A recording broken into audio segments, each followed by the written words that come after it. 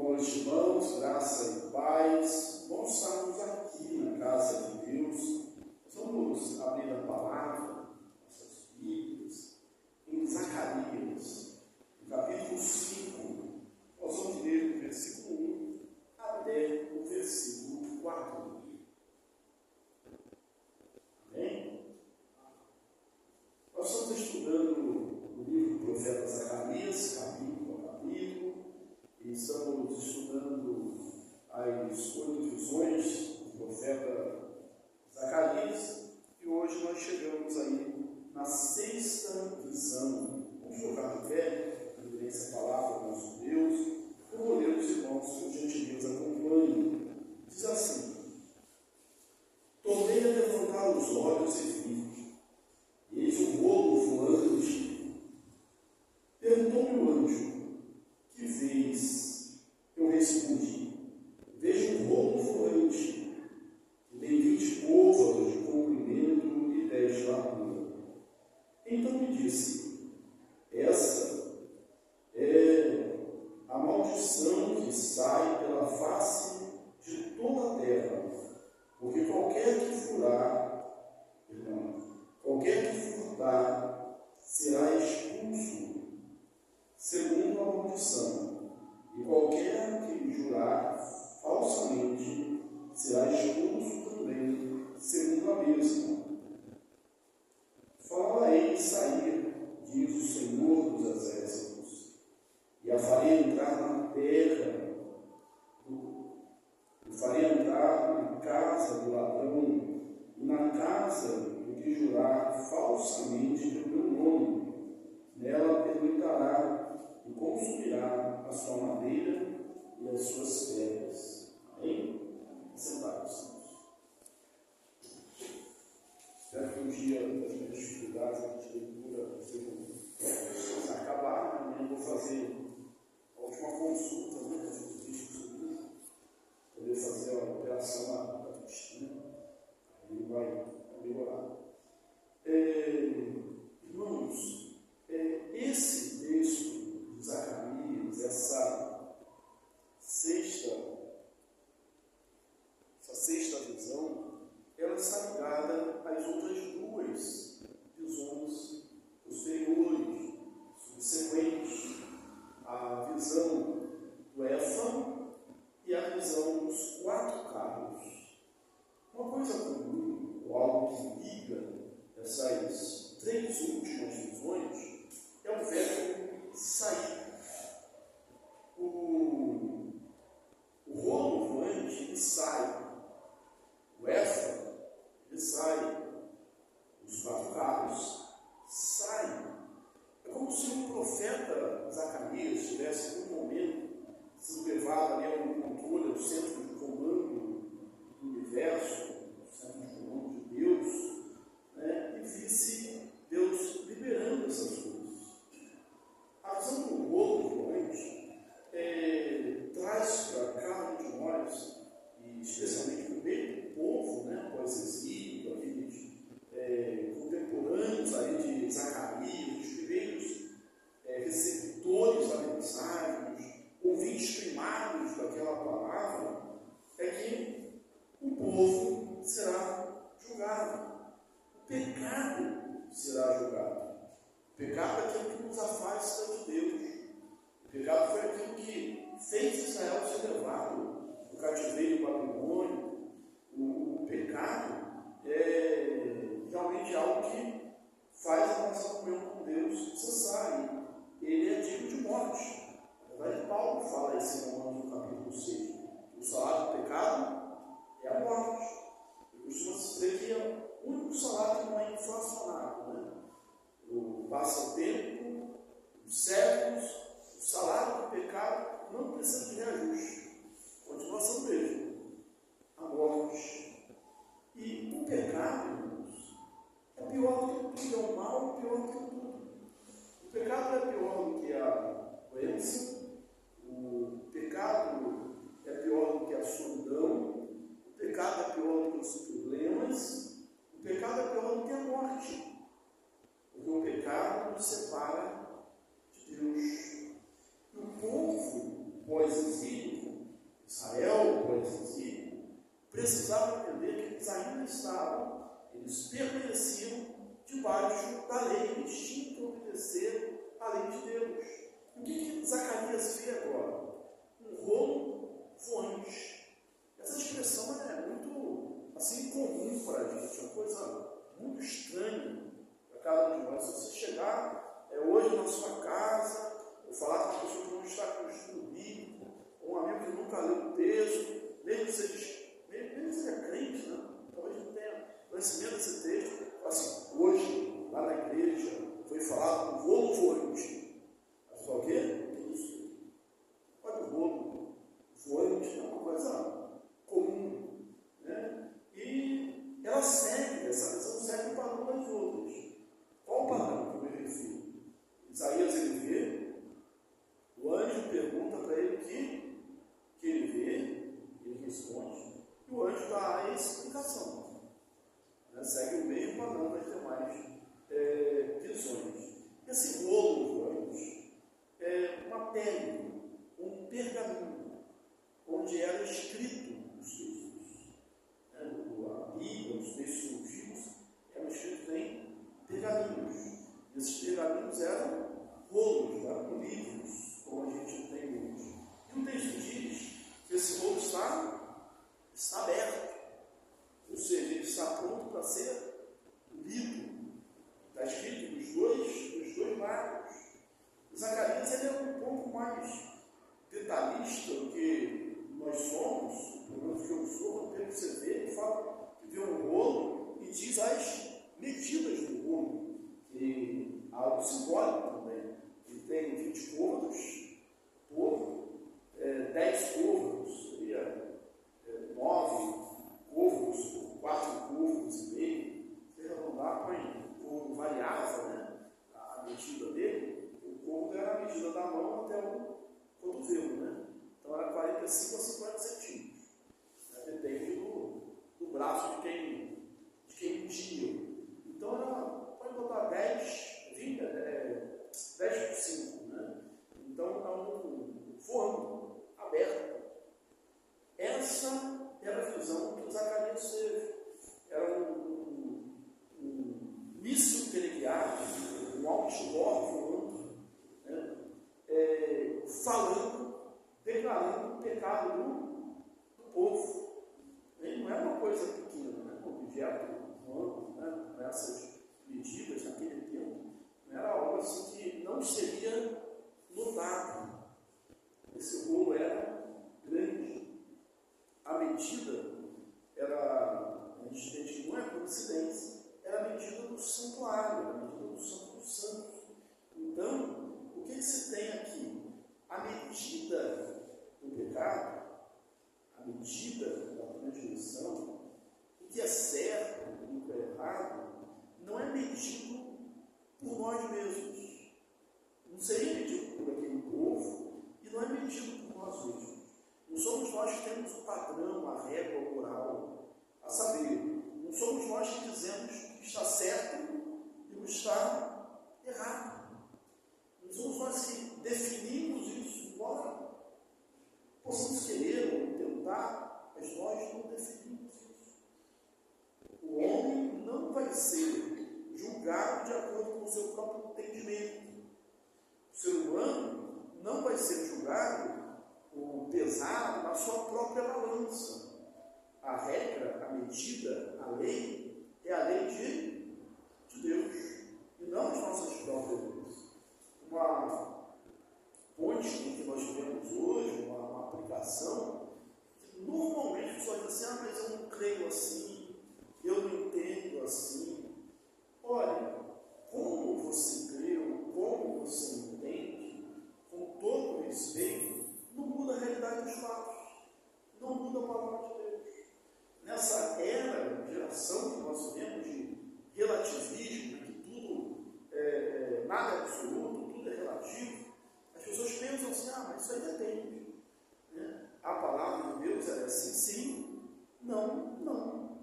Ou você está com Deus, ou você está sem Deus, ou você está fora, ou você está dentro, ou você está do lado direito, ou do lado esquerdo.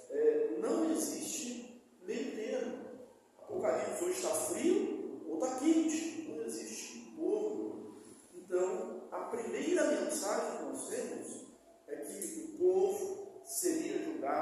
pelas medidas de Deus, pelo padrão de Deus, e não pelo seu próprio padrão.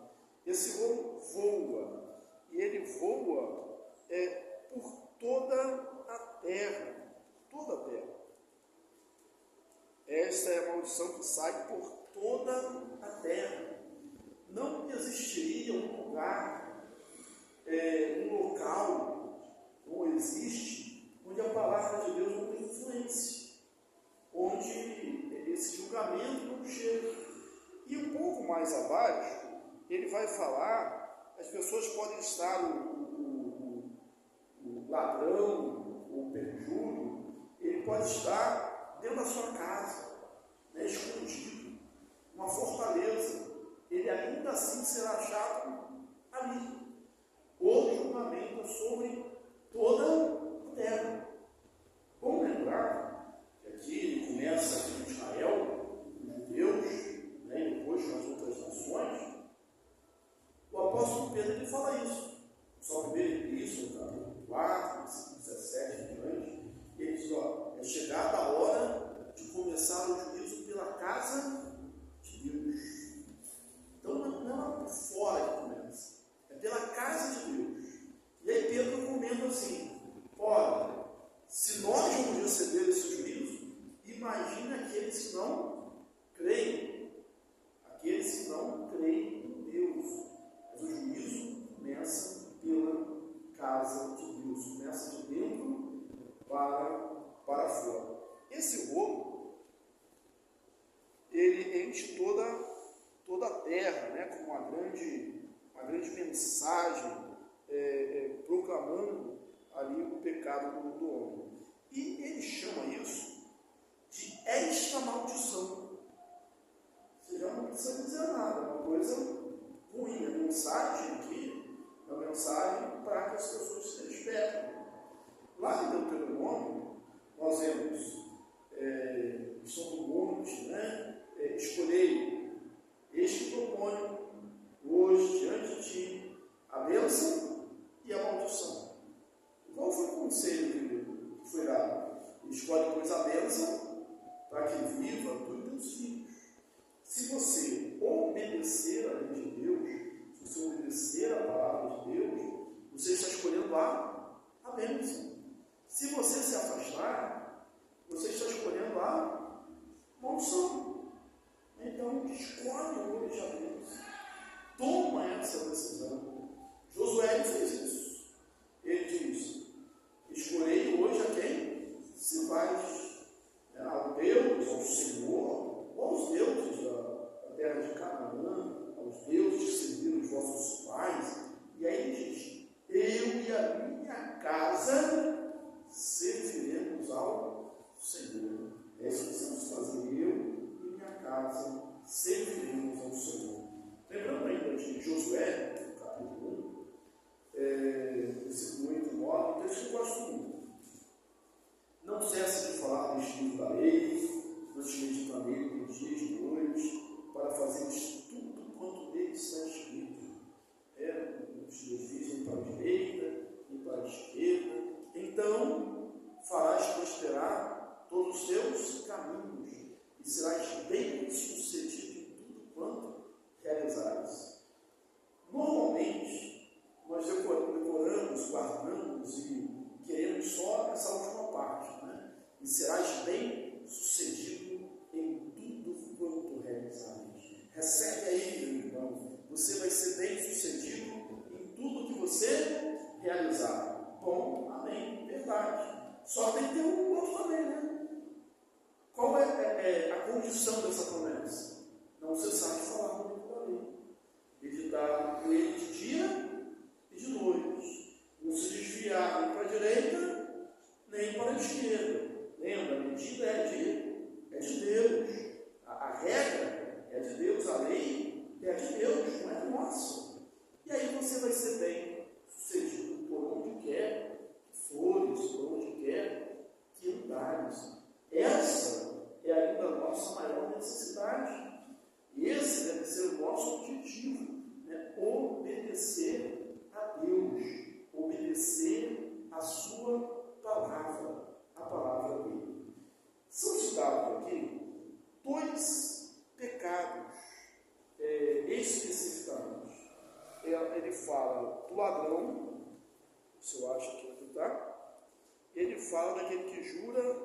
falsamente, né? O termo juro. Deixa eu ver aqui, ó.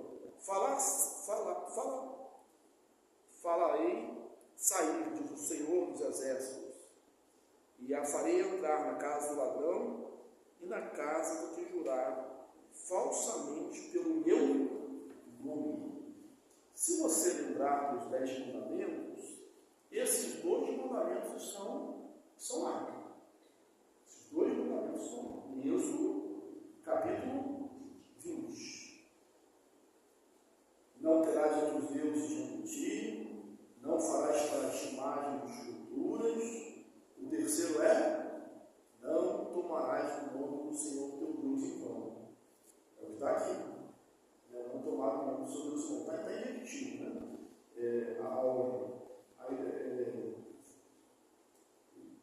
Lembra-se do dia de sábado para santificar, honra teu pai e tua mãe. Não matarás, não adulterarás, não furtarás, não dirás falso testemunho e não cobiçarás. É interessante que as 2 tábuas da lei, elas estão representadas nesse bolo voador, nesse bolo voante. As 2 tábuas estão representadas. Primeiro cita o pecado que está na segunda tábua. Qual é o pecado? O furto.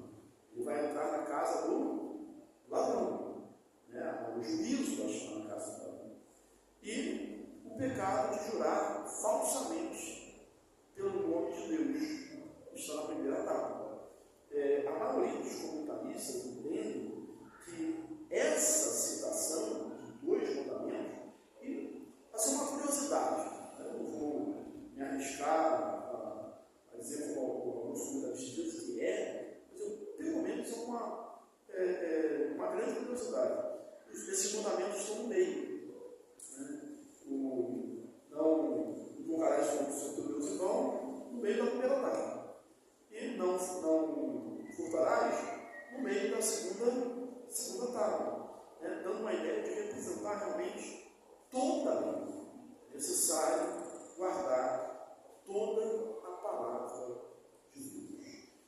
Um último argumento que nós temos aqui, um aviso para cada um de nós, é que o pecador, ele acha que ele vai se esconder, ele acha que ele não vai ser alcançado, ele acha que ele não vai ser punido, que ele nunca vai ser pego. E se for pego, não será punido. É um pecado que precisa ser punido, porque o pecado ofende a Deus. Nós estamos na era cristã, né? Nós sabemos que esse pecado, segundo Isaías 53, né, ele foi levado sobre Jesus. Então, o castigo que nos traz a paz estava sobre ele.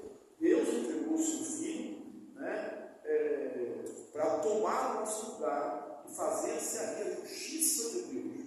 Nós somos justificados porque ele se fez a nossa justiça. Ele morreu no nosso lugar. Aquela cruz era minha, era sua, era nossa. Mas o pecado precisa ser punido. O sábio Salomão, em Eclesiastes 12, ele vai dizer assim: que Deus trará à tona, ao juízo, todas as obras, quer mais, quer boas, para o julgamento, né? Colocará em público. Deus trará a juízo todas as obras, quer as mais, quer as boas, né? Colocará tudo em público. Aquilo que é feito oculto, não há nada que fique oculto para sempre. Tem um ditado popular que diz que a mentira tem perna curta.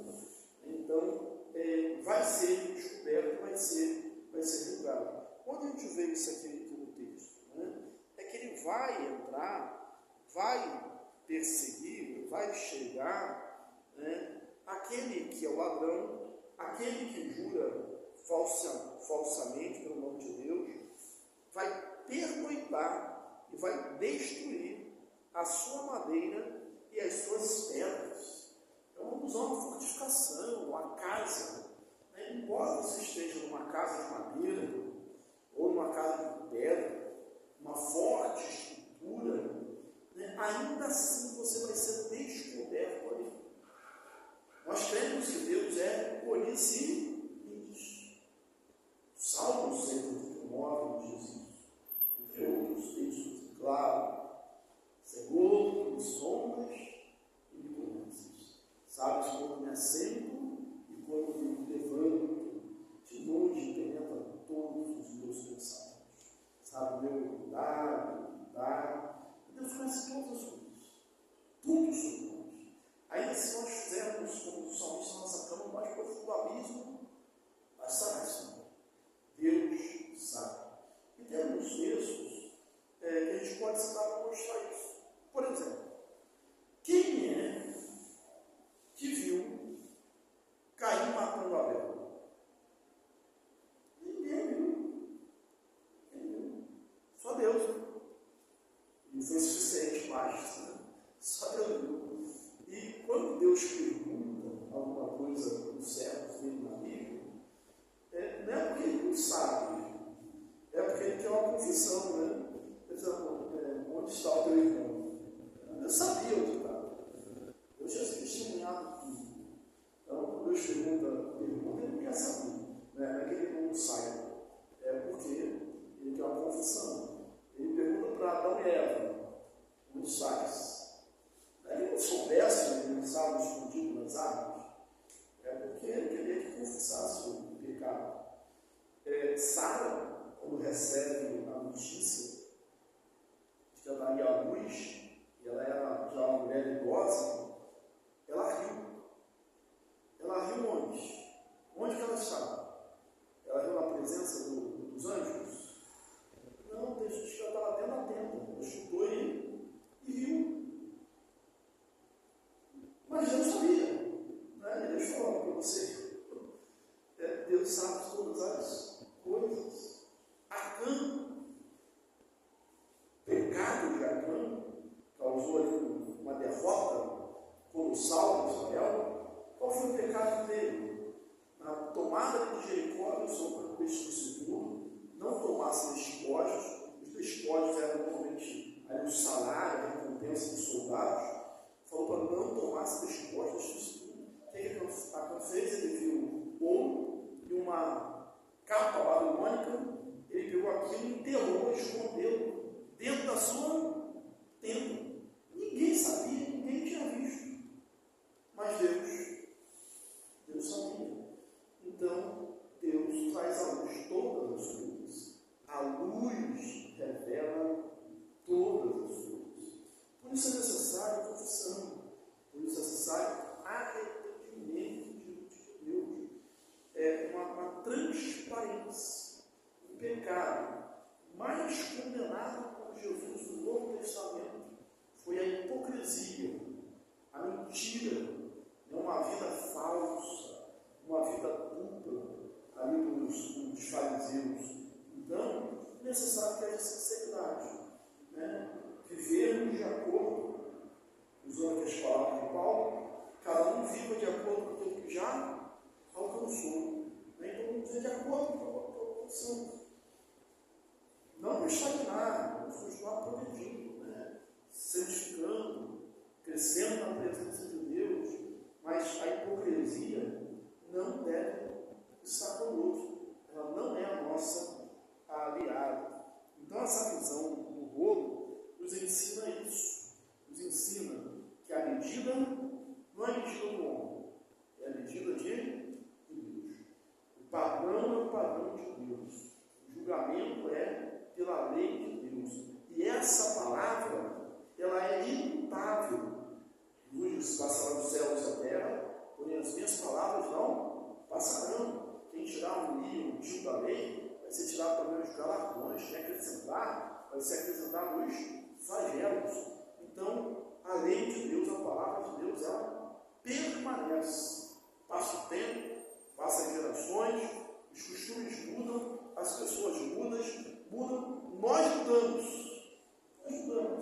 Mas a palavra de Deus continua sendo o nosso referencial, a nossa bússola, o nosso norte. Né? Ela, conforme nós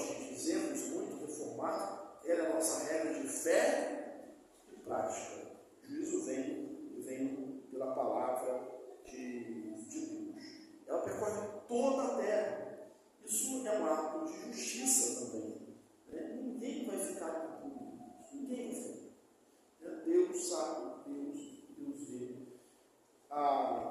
Toda a palavra de Deus representada aqui nesses dois pecados, nesses dois mandamentos, o furto e invocar o nome de Deus em vão. E não há como se esconder. Não há como se esconder.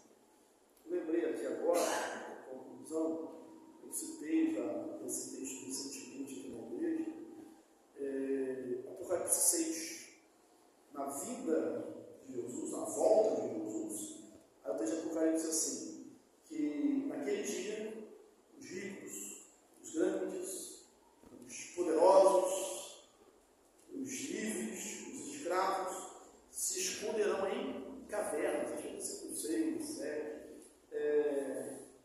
fugindo da ira do Senhor e do Cordeiro, livrai-nos, pedindo de montes caem sobre nós, que livra-nos a ira do Cordeiro.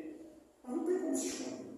Não tem como se esconder. Que Deus nos abençoe e preencha os nossos corações com a sua palavra. Na semana que vem, a gente vai falar sobre a sétima visão e depois concluir essa parte.